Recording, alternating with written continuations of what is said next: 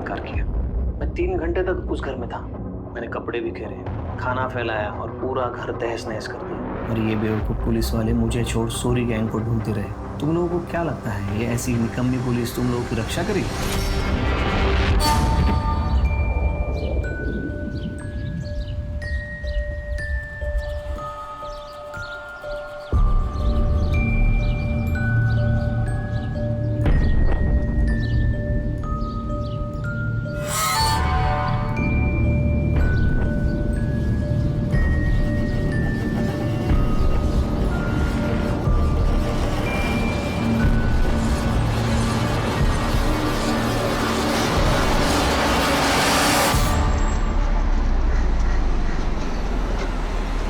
enak lagi bu.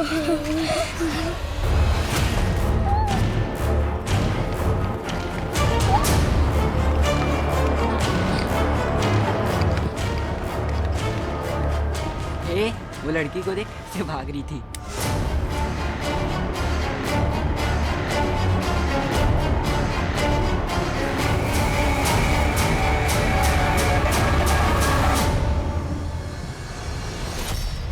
इंसान को जब चोट लगती है तो या तो वो खुद को संभाल कर नैतिकता के रास्ते पर चलता है या फिर वो पतन का रास्ता चुनकर प्रतिघात करता है।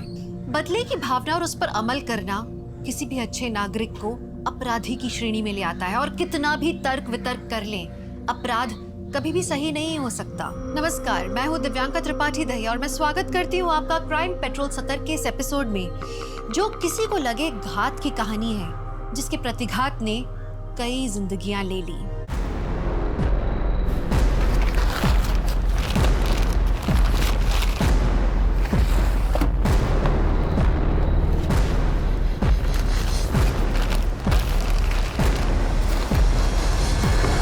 राजू, भैया जी चल। और मुन्ना को बोलना रास्ते में रुके नहीं कहीं। भैया टेम्पो निकल रहा है क्या? मैंने ऑडिट नहीं किया अभी तक। वो कोई बात नहीं, तुझे मैं संभाल लूँ। ए बंद करना। ये क्या है? ये क्या है भैया? ये तो इलीगल है। आप खुद तो फंसोगे ही और हम आपके साथ काम कर रहे हैं, पुलिस हमें भी तोड़ेगी। ए लेके जा टेम्पो। जो भी तूने देखा ना, उसके बारे में ज्यादा किचकिच मत कर। ये पकड़ और अपना मुंह बंद रख, आगे और भी मिलेगा। बेईमानी का काम मैं नहीं करूंगा भैया जी। आपका पैसा और आपका काम, आपको मुबारक।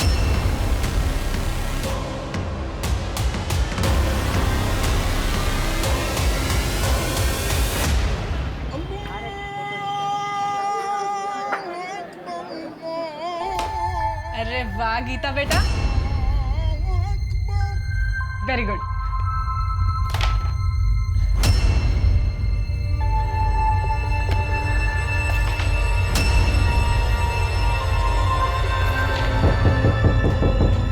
खेलो मैं आती हूँ।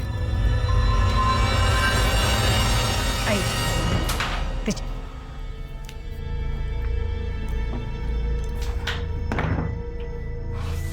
क्या हुआ? कुछ नहीं। अरे क्या हुआ है बताओगे? अरे वो माधव भैया कट्टे का गैर कानूनी काम करते हैं। मैंने अपने आंखों से देखा आज।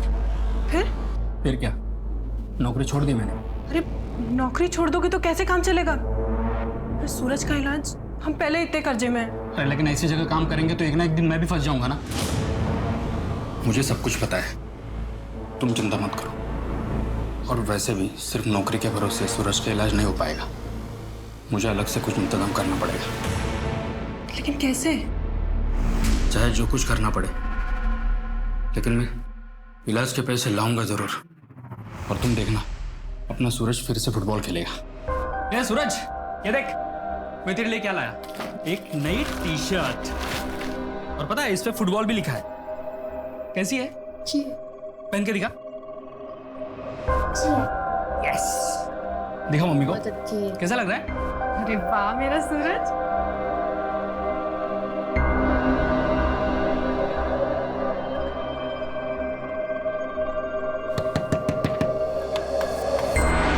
अरे दीपक तुम आओ ना, मैं चाय बना रही थी। नहीं बेला, थोड़ा जल्दी में हूँ। ये पैसे नीमा ने भिजवाया है, कल 5 टोकरियां बिकी थी ना, उसके हैं। वो सब ठीक है, लेकिन आओ अंदर, मैं चाय बना रही थी, अब साथ में चाय पीते हैं। अरे नहीं ठीक है। अरे आओ, क्या तुम भी। ये लो। और बताओ, सूरज कैसा है? ठीक है, डॉक्टर ने बोला है कि जल्दी ठीक हो जाएगा, लेकिन पैसे बहुत लगेंगे, कम से कम 5 लाख। 5 लाख? हाँ। इतना सब कैसे करोगे आप? मैं अपने पापा से बात करूं? वो कुछ ना कुछ मदद जरूर कर देंगे। या फिर मेरे जो जेवर थे वो बेच के तुम्हारी मदद हो ही जाएगी। अरे इतना बोला वो बहुत है, मैं कुछ ना कुछ इंतजाम कर रहा हूँ ना। अच्छा, नीमा के घर से दहेज में कुछ नहीं मिला था क्या? मतलब अगर जेवर वगैरह होंगे तो वो बेच दो ना, उतनी ही मदद हो जाएगी। बेला, मैं निकलता हूँ, वो क्या है ना, घर पे सब लोग इंतजार कर रहे होंगे। अरे लेकिन चाय तो खत्म कर लो। सुनो दीपक। अरे दीपक, आते रहना। राशन का 2000, दवाइयों का 4.5 6.5। अच्छा, चाय बना दूं आपके लिए? अरे नहीं, वो बेला के यहाँ से पी के आया मैं। अच्छा सुनो ना, वो 2000 रुपया था ना मेरे पास, उसमें से 1000 रुपये मैंने गायत्री काकी को दे दिए। उनके पास खाने के भी पैसे नहीं थे। कोई बात नहीं, किसी की मदद करना अच्छी बात होती। अच्छा किया। पापा जल्दी आइए। सूरज क्या हुआ? सूरज अरे इसकी तबीयत खराब हो गई, इसको हॉस्पिटल लेके जाना पड़ेगा। गीता, तू बेला आंटी के पास चली जा, ठीक है? मैं उनको फोन कर दूंगी। और सीधा वहीं जाना, इधर उधर मत जाना बेटा।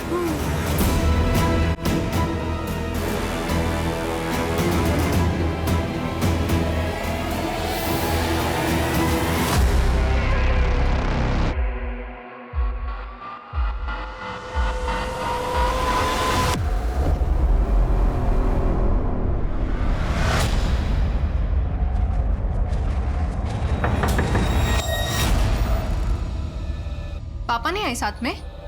वो सूरज को लेके अस्पताल गए हैं। अच्छा, आओ अंदर। खाना खाया तुमने? थोड़ा सा।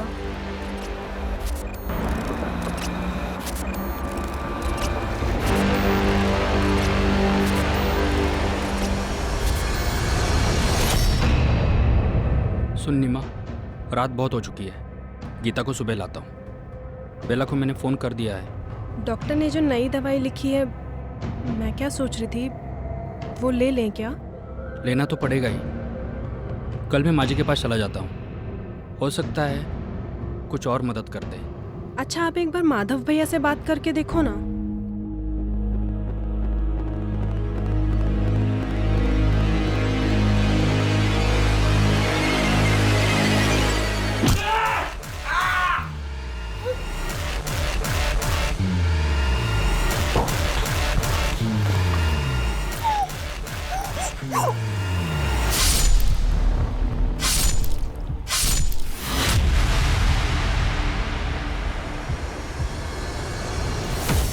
ये कमल, तेरा फेवरेट के घर पे बड़ा कांड हो गया है, पुलिस भी आया है।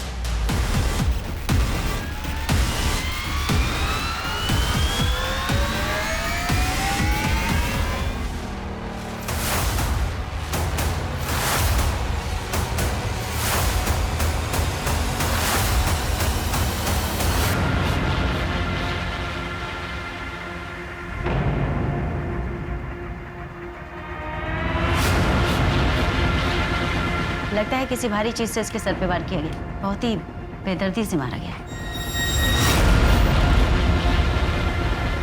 शायद इससे।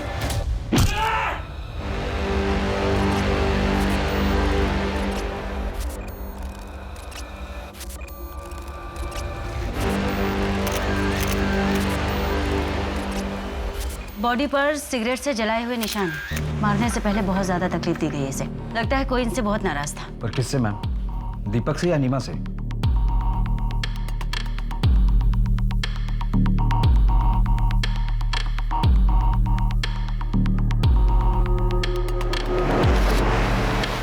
मैम, यहाँ तेल के निशान भी है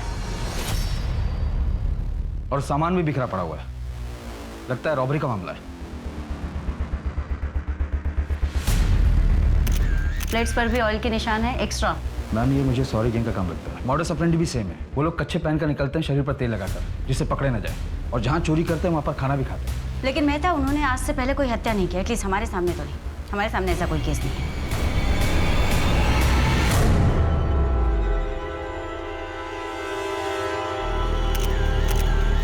गोल्ड चेन, इसका लॉकेट भी है। अगर इस घर में रॉबरी हुई है तो फिर इतनी भारी गोल्ड की चेन यहाँ कैसे छोड़ सकते हैं? मैम ये देखिए, ऐसा लग रहा है कि 2 दीवार पर फोटो फ्रेम है, जिसे अभी भी निकाला गया है। फैमिली फोटो, बच्चे भी हैं। एक बेटा और बेटी है, सूरज और गीता। पड़ोसी ने बताया कि सूरज की तबीयत काफी खराब हो गई थी, इसलिए कल रात उसे हॉस्पिटल लेकर गए, और गीता को नीमा की सहेली बेला के घर भेजा गया। तो सूरज इस वक्त कहाँ है? एज फॉर सूरज, ऐसा हो सकता है कि नीमा ने अपने बेटे के लिए चैन बनवाई हो, या उसका नाम का लॉकेट वो खुद पहन रही है। मैडम जी, यहाँ कुछ है। इस बोरी पर खून लगा हुआ है। बोलो।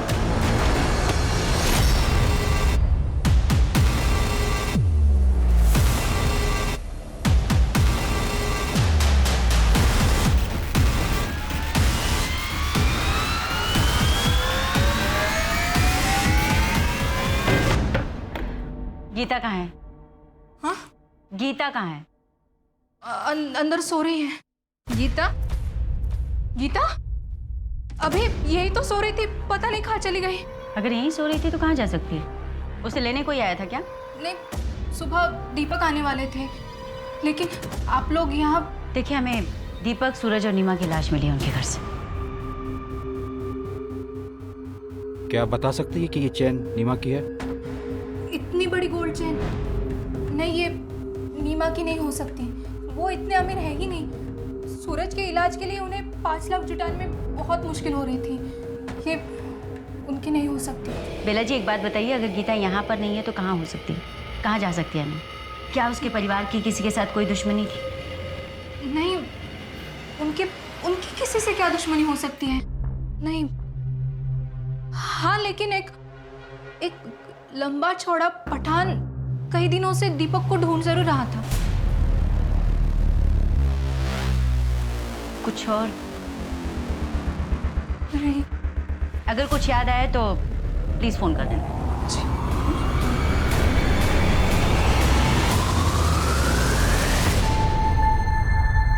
अरे यार नीमा, बहुत देर हो गई, कम से कम 1 कप चाय तो पिला दे। बस ये हाथ का काम समेट लूं, फिर बनाती हूँ। अरे तुम लोग अपना काम चालू रखो, मैं चाय बना देता हूँ। हाँ।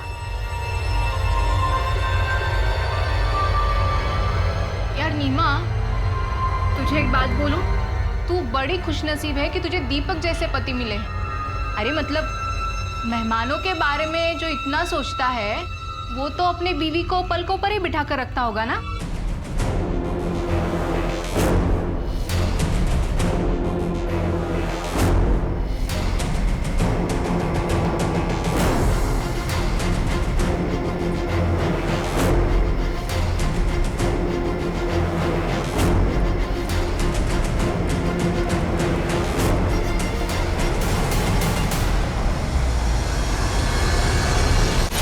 क्या पूरी फैमिली मर गई?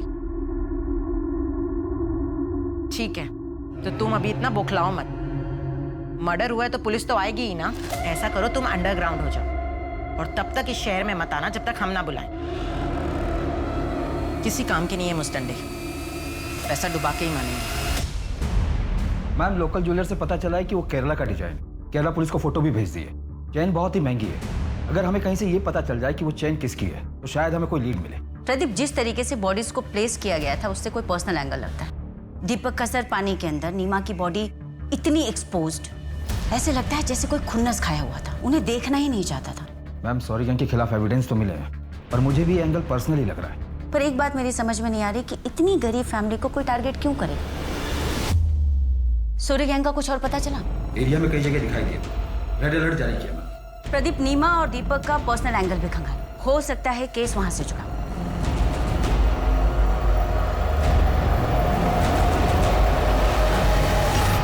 नीमा, मेरी बात सुनना। मैं तू तो क्यों अपनी जिंदगी खराब करने पर तुली हुई है? अपने निकम्मे पति और बच्चे की बीमारी के बोझ तले अपनी जवानी मत गला नीमा। अरे छोड़ ये सब झमेला और भाग चल मेरे साथ। मैं तुझे कोई तकलीफ नहीं होने। हिम्मत भी कैसे हुई मुझे ये सब बोलने की? ना तो मेरा पति निकम्मा है और ना ही मेरा बेटा मुझ पर बोझ है। वो जगह तू अपनी फैमिली पे, समझा ना? मेरे पति और मेरे बेटे से मैं बहुत प्यार करती हूँ। दोबारा से मुझे ये सब बातें बोली ना तो पुलिस में शिकायत कर दूंगी तेरी, और मोहल्ले में भी जीना दुश्वार कर दूंगी तेरा मैं।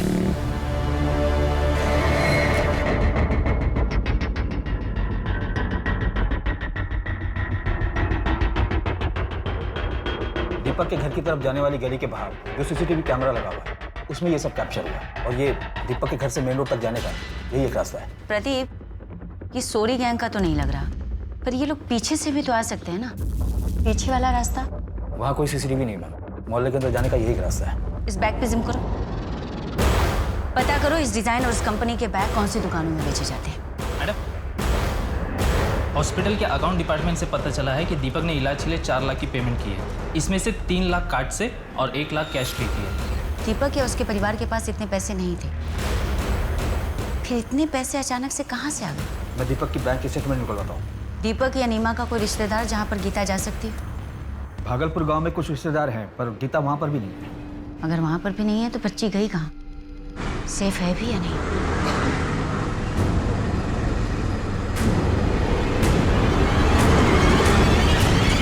मैंने दीपक के बैंक स्टेटमेंट को चेक किया, उससे क्लियर पता चलता है कि उसने हॉस्पिटल को 3 लाख रुपए कार्ड से पे किए थे, और ये पैसे किसी वैष्णवी ने उसके अकाउंट में ट्रांसफर किए थे। वैष्णवी? कौन है ये वैष्णवी?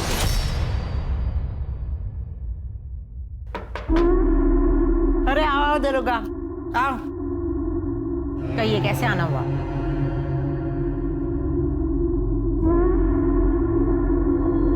आपने दीपक को 3 लाख रुपए दिए थे। अब क्या करूं दरोगा बाबू, भलाई का काम ही नसीब में आया है। वक्त जरूरत पड़ने पर लोगों की मदद कर देती हूँ, और दीपक को भी 3 लाख रुपए मैंने ही दिए थे, पर सब कुछ कानून के हिसाब से। वो क्या बोलते हैं उसको, बैंक ट्रांसफर। और जब वो पैसे नहीं लौटा पाया तो आपने वसूली के लिए किसी को भेजा था?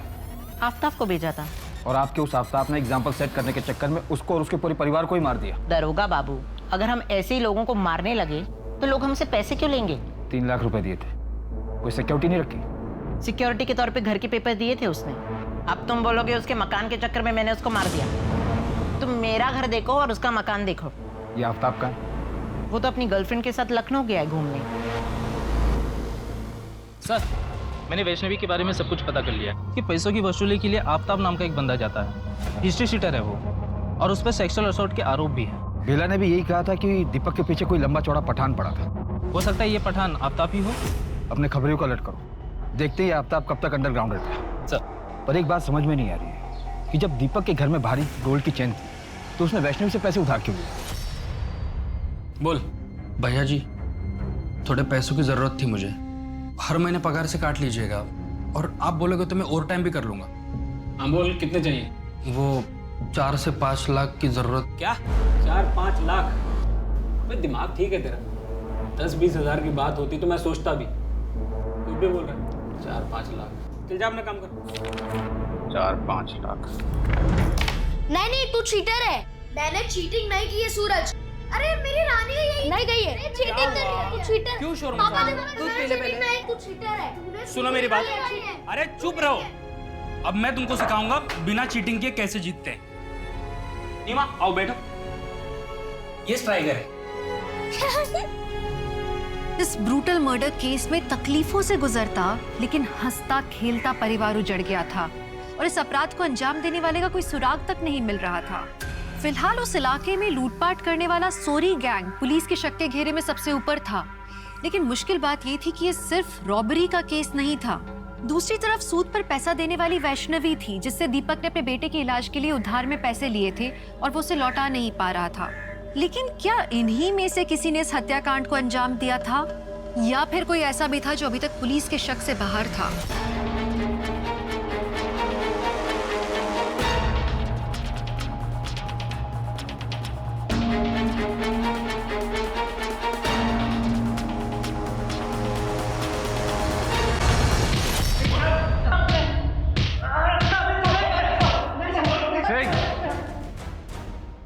सच बता दो वरना और बुरा हाल करेंगे तुम लोगों का। सर कहा तो उस रात हमने उसी इलाके में चोरी की थी सर, लेकिन मर्डर वाली जगह पे हमारा ग्रुप चोरी करने नहीं गया था। हमने जहाँ चोरी की थी वो घर कई दिनों से बंद पड़ा था सर। सर सच बोल रहे हैं साहब। चोरी करते करते मर्डर भी करने लगे तुम लोग। ये दीपक और उसकी फैमिली को क्यों मारा? और ये बच्ची कहाँ है? सर इसी बच्ची को मैंने उस रात सड़क पे देखा था सर। यही बच्ची है सर, डरी हुई थी और भागी जा रही थी। मेहता, अगर ये लोग सही कह रहे हैं तो फिर तो गीता जिंदा होनी चाहिए, लेकिन वो है कहाँ?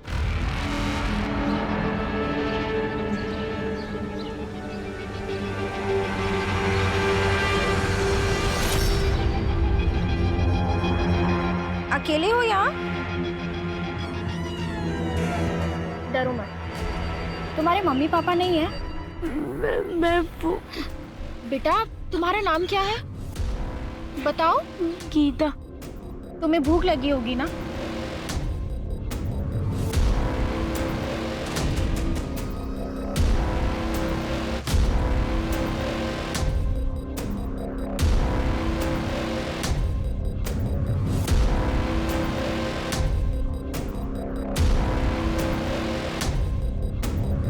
बच्चे को जानते हो आप?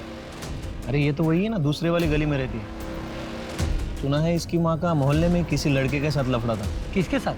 वो तो नहीं पता। कुछ तो बताओ यार, कहाँ जाती है कहाँ आती है? अरे मैंने सुना था तो बता दिया, बाकी आप मोहल्ले में जाके पूछ लीजिए किसी भी। हाँ मुन्ना बोल। मैडम पता चला है कि दीपक अपनी नौकरी से खुश नहीं था क्योंकि उसका चक्कर पड़ोस पर किसी लड़के के साथ चल रहा था। मुन्ना, तुम ये रोज रोज नई नई कहानियां मत सुनाओ। कोई सॉलिड एविडेंस और जानकारी हो तो बताओ। मैडम मुझे थोड़ा टाइम दो, मैं उस लड़की की पूरी कुंडली निकाल कर आपके सामने रख दूंगा। कामकाज में ठीक था दीपक, पर सच तो यह है कि वो अपनी सैलरी से खुश नहीं था। अपने बेटे की बीमारी की वजह से उसकी पैसों की ज़रूरत थी भी बहुत ज़्यादा। अब सर मुझे भी अपना धंधा रन करना है, किसी एक की सैलरी तो बढ़ा नहीं सकता, बाकी लोगों को भी जवाब देना पड़ता। उसका यहाँ पर किसी के साथ कोई पंगा था? नहीं, ऐसा कभी कुछ सुना तो नहीं, पर हाँ सर कुछ पता लगेगा तो आपको ज़रूर बताऊँगा। ठीक है। पोस्टमार्टम रिपोर्ट के हिसाब से दीपक के सर पर किसी भारी चीज से वार करने की वजह से उसकी मौत हुई, लेकिन उसकी बॉडी पर स्ट्रगल की कोई भी निशान नहीं। जबकि नीमा ने मरने से पहले बहुत स्ट्रगल किया, उसका रेप भी हुआ, वो भी मारने के बाद, यानी कि नेक्रोफेलिया। मतलब ये केस नीमा से कनेक्टेड है? शायद दीपक और सूरज कोलैटरल डैमेज थे। ऐसा भी हो सकता है कि कोई दीपक से नाराज हो, उससे बदला लेने का ये उसका तरीका, क्योंकि रिपोर्ट के हिसाब से पहले दीपक पर वार, फिर नीमा को मारा गया, फिर उसका रेप। नीमा और सूरज की मौत का टाइमिंग ऑलमोस्ट सेम है।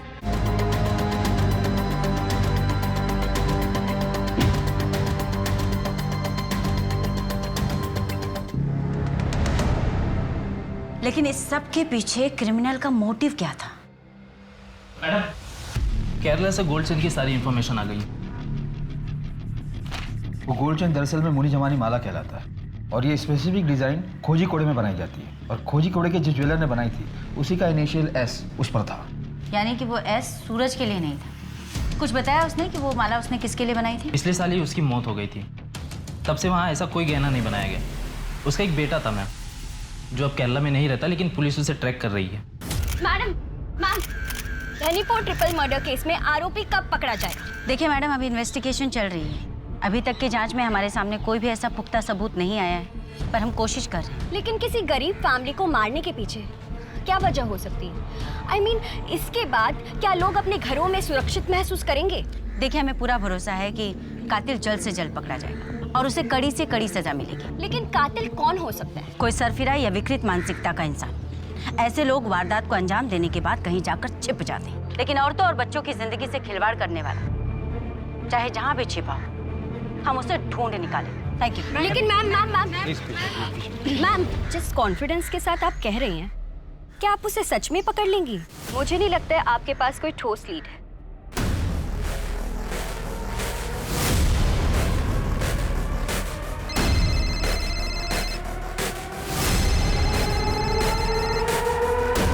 हेलो। जिस केस की न्यूज़ तुम अपने चैनल पे चला रही हो ना, उस केस का कातिल मैं ही हूँ। क्या तुम मुझसे बात करना चाहोगे? हाँ, एक मिनट, आप बस लाइन पे रहिए। पहले कभी ना दिखाए जाने वाली न्यूज, आज की सबसे बड़ी खबर हम आपके सामने लेकर आए हैं। एक ऐसे अपराध की घटना जिसके बारे में देखना सुनना तो दूर, उसके बारे में कभी किसी ने सोचा भी नहीं होगा।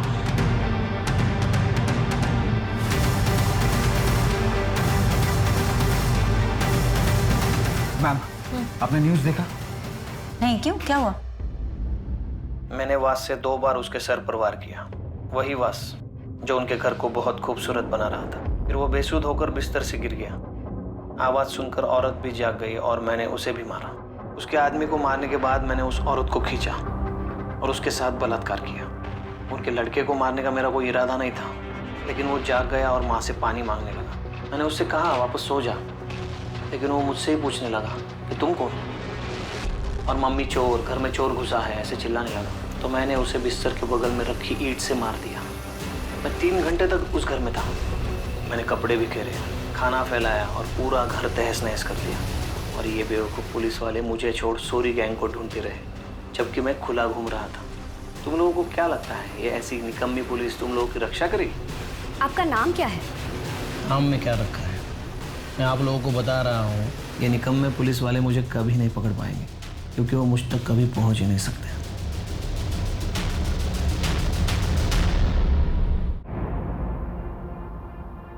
हर सोशल मीडिया पर सिर्फ इसी केस के चर्चे चल रहे हैं, वो भी सिर्फ तुम्हारी वजह से। तुम्हें पता है इस केस को लेकर मुझ पर कितना प्रेशर है? आधी रात को उठकर आना पड़ा है मुझे यहाँ। इस तरह से सोल्व करेंगे आप इस केस को? मिस गायत्री, 1 हफ्ते का टाइम है आपके पास, वरना अपने ट्रांसफर की तैयारी कर लीजिए। Okay sir, thank you. आपको वो वीडियो कहाँ से मिला पूजा जी? वीडियो वो तो मुझे एक रिलायबल सोर्स से मिला था। अगर उस वीडियो के फुटेजेस में कोई भी छेड़छाड़ या टेम्परिंग की गई होगी तो उस कातिल के पकड़े जाने के बाद में आप भी नहीं बचेंगे। हमारे इन्वेस्टिगेशन में बाधा डालने के जुर्म में मैं आपको भी बिहाइंड द बार कर दूंगी। मुझे नहीं पता कि वो वीडियो ऑथेंटिक है या नहीं। मैंने तो बस, मुझे अपने घर के बाहर एक सीडी मिली थी और फिर मुझे किसी का कॉल आया था। आपके सेंसलेस जर्नलिज्म के कारण लोगों में कितनी दहशत भर गई है उस हत्याकांड को लेकर, लेकिन आप लोग सिर्फ और सिर्फ अपने टीआरपी के बारे में सोचो। मेहता, सीडी इन से लेकर टेक्निकल टीम को भेज। वो सर, डैड सिर्फ अपने रॉयल और स्पेशल कस्टमर्स के लिए ऑर्डर पर ज्वेलरी बनाते। क्या ये चेन आपके यहाँ बनाई गई थी? सीरियल नंबर बताइए ना सर। जहाँ पे एस मार्क होगा ना सर, उसके नीचे देखिए ना। हाँ, R19/431। ओके सर, एक मिनट। ये चेन ना अलीगढ़ से शाजिया फरहान के ऑर्डर पे बनाई गई थी। रिकॉर्ड में पूरा एड्रेस और नंबर है, मैं आपको मैसेज करता हूँ सर। क्या ये चैन शाजिया की है? ये चेन तो साजिया का ही है, पर आपको कहाँ से मिला? शाजिया कहाँ है? साजिया अब नहीं रही, 15 दिन पहले उसकी हार्ट अटैक से मौत हो गई। शाजिया की कोई फोटो है आपके पास?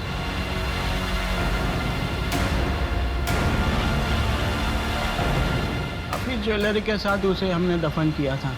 शाजिया के साथ ये बच्चा कौन है? ये हमारा नवाज है, साजिया का बेटा।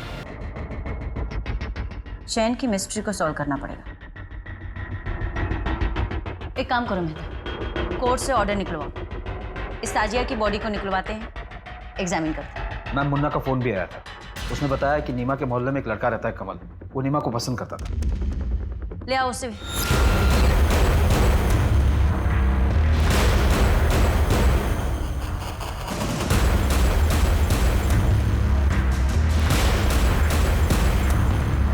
कुछ मिला?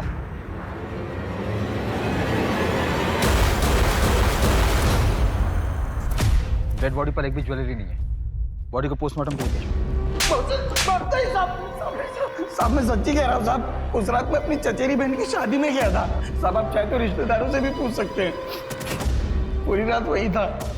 तेरी चचेरी बहन का एड्रेस है? मैम, कमल ने बताया कि वो उस रात अपनी चचेरी बहन की शादी में गया हुआ। हमने चेक किया और मुन्ना का कहना है कि कमल का प्यार एक तरफा था, नीमा की तरफ से कुछ नहीं था। तुमने ये साजिया फरहान की फाइल पढ़ी मेहता? इसके साथ भी नेक्रोफिलिया हुआ था, जैसे नीमा के साथ। और साजिया के साथ तो उसकी डेड बॉडी को कब्र से बाहर निकालकर बलात्कार किया गया।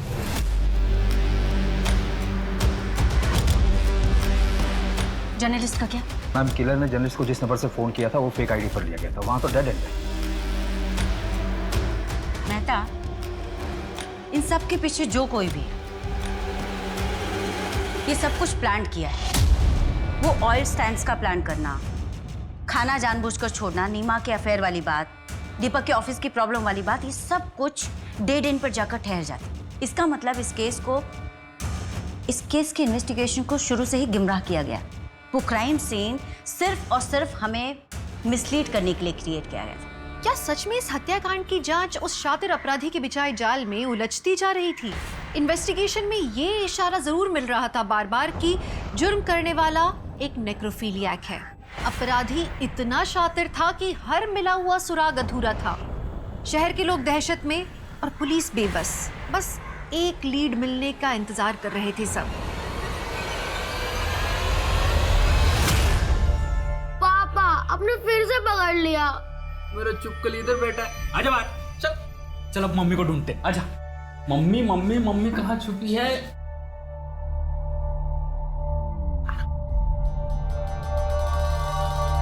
ये पकड़ लिया।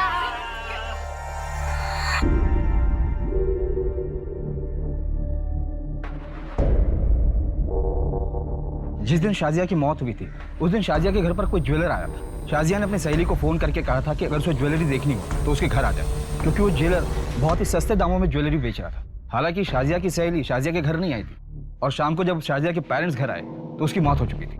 लेकिन सवाल अभी भी वही है मेहता, क्या कातिल ने जानबूझकर ये सब कुछ सिर्फ इसलिए किया कि वो दीपक और नीमा को मारना चाहता था? उसका टारगेट आखिर कौन था, दीपक या नीमा? और फिर इसमें साजिया कहाँ फिट बैठती? मैम यहाँ हत्या का मोटिव समझ में ही नहीं आ रहा है। वो बच्ची गीता भी नहीं मिल रही। सच कहूँ तो मुझे उस बच्चे की फिक्र होने लगी। पता नहीं ठीक होगी भी या नहीं।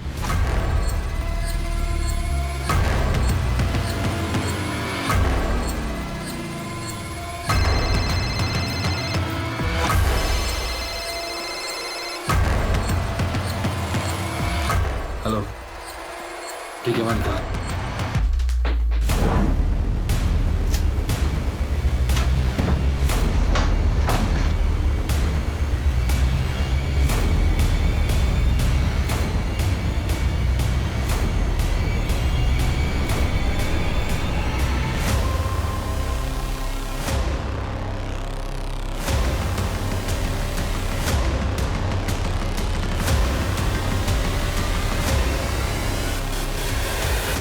किसका ये? सब ये मेरा नहीं है, वो मैं माधव भैया के लिए डिलीवरी लेने आया था। माधव कौन? माधव पांडे? हाँ वही फर्नीचर वाले माधव। दीपक के काम छोड़ने के बाद तूने शाजिया की लाश कब्र से निकाली और दीपक के घर जाकर क्राइम कर दिया। मैं किसी शाजिया फरहान को नहीं जानता। दीपक और उसकी फैमिली को कैसे मरवाया? सर मैंने ना किसी को मारा ना मरवाया, क्योंकि सर मैं अच्छी तरह जानता था कि दीपक में कंप्लेंट करने की ना तो हिम्मत थी ना टाइम। सर वो तो अपने परिवार में परेशान था। सर मैं एक बिजनेसमैन हूँ, कोई खूनी नहीं हूँ, सब कुछ मुझे जाने दो सर। क्या गीता का वहां भी कुछ नहीं पता चला? उस माधव ने कुछ कन्फेस किया? नहीं मैम, कट्टो का इलीगल बिजनेस से यही कन्फेस किया। उसका कहना है कि इस हत्या में उसका कोई हाथ नहीं है। चार्जशीट तैयार करो, इलीगल वेपन और ट्रैफिकिंग के केस में अंदर ही रहो। मैम कमल से भी कुछ निकल नहीं पा रहा है। वो उस रात अपनी चचेरी बहन की शादी में गया था और सुबह 6 बजे निकला था वहां से। जी क्या? ठीक है हम आते हैं। क्या वो? मैम रसूलपुर में एक लड़की मिली है जिसकी डिटेल्स गीता की डिटेल से मैच करती है। आ रही हूँ बाबा। गीता का कौन गीता? मैडम आप ऐसे अंदर कैसे जा रहे हैं? सही यहाँ ढूंढो। मैं कह रही हूँ ना वहाँ कुछ नहीं है। आप ऐसे कैसे किसी के घर में घुस सकते हैं? मैं बोल रही हूँ ना सर, मैडम मैं बोल रही हूँ ना यहाँ पर कुछ भी नहीं है। कौन कौन रहता है यहाँ पे? मैं और मेरा पति। मैडम देखिए आप जाइए यहाँ से। चप्पल तो किसी बच्ची की लगती है। मैंने कहा ना यहाँ कोई बच्ची नहीं है। एक तो आप बिना किसी परमिशन के मेरे घर में घुस आए हैं और ऊपर से मुझसे क्वेश्चन कर रहे हैं। आप जाइए यहाँ से। मैडम वहाँ कुछ नहीं है, सिर्फ कपड़े हैं। हाँ तो देखने दो। बेटा बाहर आओ, डरो मत। हमें ना किसने किडनैप किया इसे? तूने किडनैप किया? तेरे पति ने? आओ।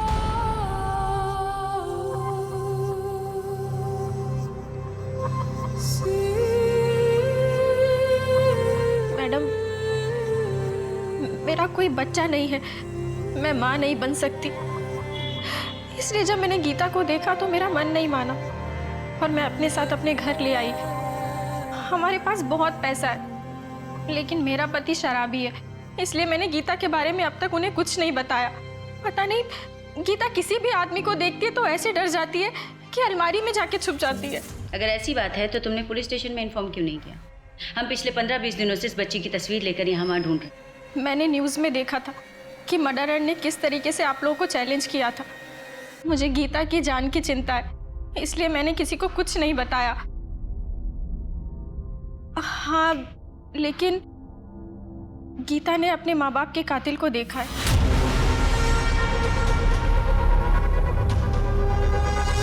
गीता बेटा, डरो मत, याद करो और बताओ उस रात क्या हुआ था, क्या देखा था तुमने?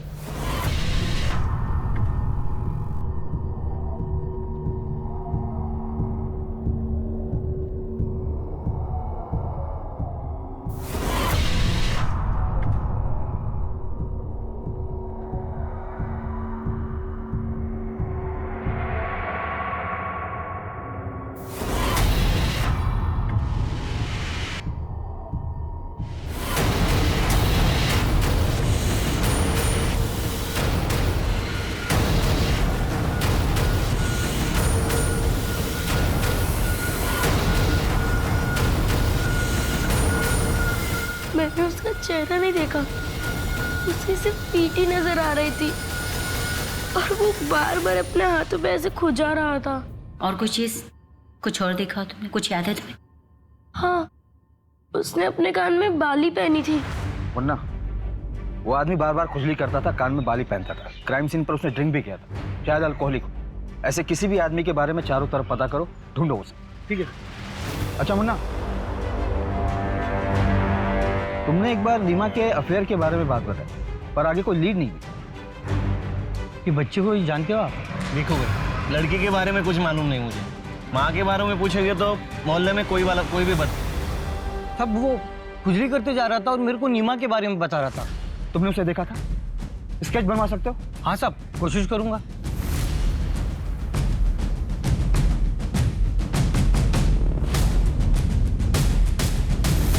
मर्डर के दूसरे दिन ही वो हमारी आंखों के सामने था, हमें मिसलीड करता रहा और हम उसे नहीं पहचान पाए।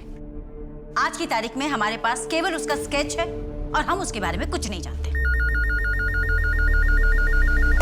हेलो, क्या? कहाँ? कोलकाता? आप मुझे फैक्स कर सकते हैं? जी, please note down the number 44343610। Kolkata में भी आज से 2 साल पहले नेक्रोफेलिया का केस हुआ, वहां भी विक्टिम का बेटा गायब। मैडम, कोलकाता पुलिस हेडक्वार्टर से फैक्स आया है। विक्टिम का नाम मौसमी। उसे मारने के 2 दिन बाद तक उसकी डेड बॉडी के साथ बलात्कार किया गया था। उसके बाद उसकी बॉडी एक फैक्ट्री के शेड में बरामद हुई। उसका 12 साल का बेटा था। आखिरी बार वो खुर्जा में देखा गया।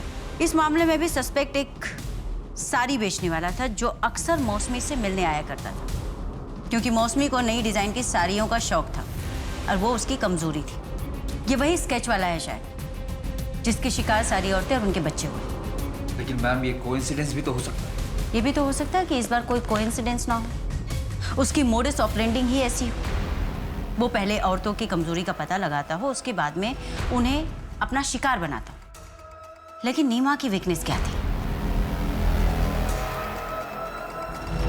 सूरज और उसके इलाज में लगने वाली महंगी दवाइयाँ। मेहता, एविडेंस में जो हमने दवाइयाँ रखी थी, पता करो दवाइयाँ कहाँ से लाई गई थी। क्या ये मेडिसिन आपके स्टोर की है? हाँ, मेडिसिन हमारे स्टोर की। क्या तुमने कभी इस आदमी को देखा है? हाँ, शायद ये आदमी हमारे स्टोर पर मेडिसिन लेने आया था। हाँ, याद आया। उसने बताया था कि वो अलीगढ़ हॉस्पिटल में वार्ड बॉय है।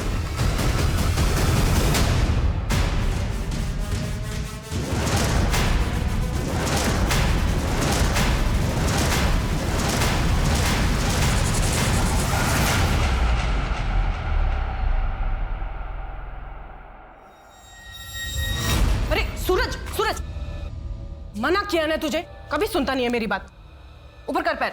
अभी ज्यादा बीमार हो गया तो फिर फुटबॉलर नहीं बनना तुझे। डॉक्टर सर की बात सुनता है ना मेरी बात सुनता है। डॉक्टर साहब को कुछ भी बोले, ऐसे कई सारे पेशेंट्स हैं जो अपने बुढ़ापे तक भरपूर जीते हैं। आप बस इलाज चलने दो। दवाइयाँ इतनी महंगी है और कुछ समझ में नहीं आ रहा है, कुछ बेचने के लिए भी नहीं बचा अब तो हम लोगों के पास। मैं एक आदमी को जानता हूँ जो ऐसे बीमारियों की दवाई आधे से भी कम दाम में देता है। आप चाहो तो मैं आपको दिलवा सकता हूँ। हाँ हाँ, आपका बहुत बड़ा एहसान होगा हम लोगों के ऊपर। कल सुबह ही मैं दवाई लेके आता हूँ। आप अपना एड्रेस दीजिए। जी देती हूँ।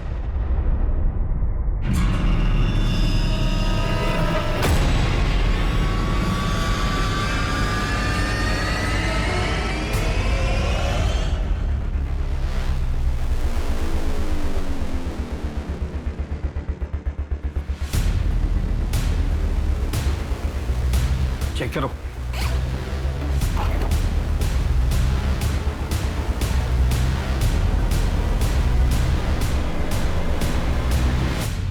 ये नीमा और उसकी फैमिली, ये शाजिया और ये शायद मौसमी है। इसने जिस जिस को मारा उनकी निशानी अपने पास रख ली। पता नहीं और कितनों को मारा होगा इसने। गिनते रहिए साहब, बहुत है। किसे ढूंढ रहे थे? मुझे? बहुत ज्यादा वक्त नहीं लग गया आपको मुझे ढूंढने में, जबकि मैंने बहुत सारे सुराग छोड़ दिए। जहां जाता था वहां सुराग छोड़ता था। ऐसा करेंगे तो कैसा चलेगा साहब? नहीं नहीं नहीं नहीं, मारोगे तो कुछ भी नहीं बताऊंगा, ऐसे सब कुछ बता दूंगा। कैमरा में देख के बोलना है या फिर आपको देख के? तू ऑन कैमरा मार खाएगा या ऑफ कैमरा? मैडम ये मत समझना कि आप लोगों ने मुझे पकड़ा है। मैंने खुद पुलिस को ये चांस दिया कि वो मुझे ढूंढ ले। दरअसल अब मैं भी चाहता हूँ कि पूरी दुनिया को मेरी कहानी पता चलनी चाहिए। उनको पता चलना चाहिए कि मैं कोई शिकारी नहीं, बल्कि खुद शिकार हुआ हूँ। मुझ पर भी जुल्म हुए हैं, मैं भी विक्टिम हूँ। इसीलिए तूने एक के बाद एक मर्डर किया, उन लोगों का भी जिनका कोई कसूर नहीं। क्या बिगाड़ा था उन लोगों ने? आपके बाल भी सीधे हैं क्या? हाँ, मैं भी सीधी और मेरे बाल भी, पर जलेबी की तरह। तू ये बता कि सूरज और नीमा ने तेरा क्या बिगाड़ा? मैंने तो उसकी मदद करी है। कैसे डांट रही थी उसे? मना किया ना तुझे, क्यों उतर रहा है बेड से? कभी सुनता नहीं है मेरी बात। नवीन बेटा क्या हुआ? रो क्यों रहा है? ऐसा कर, जी भर के रो ले। रोने से ना जी हल्का हो जाएगा। वैसे भी रोने से कोई नामर्द थोड़ी हो जाता है। और तू तो मेरी बहादुर लड़की है ना? मामी, लड़की जैसे रहना अच्छा नहीं लगता। तू एक लड़की है। नहीं माँ, मैं एक लड़का हूँ और रोज ऐसे लड़कियों की तरह सजूंगा नहीं। तू लड़की है और लड़की की तरह ही रहेगा, और तुझे रोज सजना पड़ेगा, समझा? मैं लड़कियों की तरह नहीं सजूंगा।